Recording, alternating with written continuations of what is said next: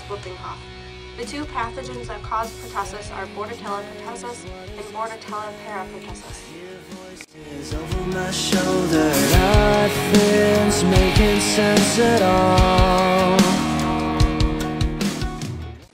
Pertussis can last as much as 7 weeks.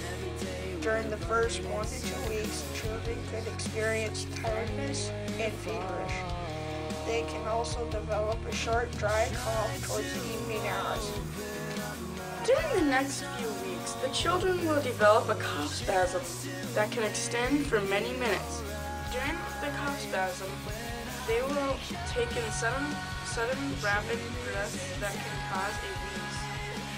They may cough up mucus from the lungs that could possibly cause choking or vomiting. In some cases, it can possibly cause ear infections. During the last few weeks, the infection symptoms will start to diminish. Headaches, sinus pain, sneezing, sweating, and choking.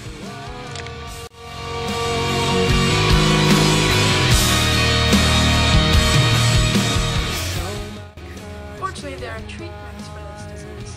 You can let the infection run its course, or you can take antibiotics. Have a doctor prescribe medicine treatments, and sometimes drastic measures are taken to suction mucus out of the child's lungs.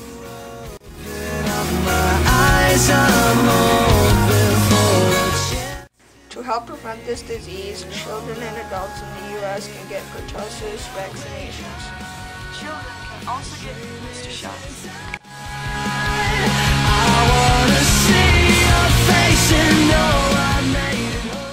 But I am. Hi!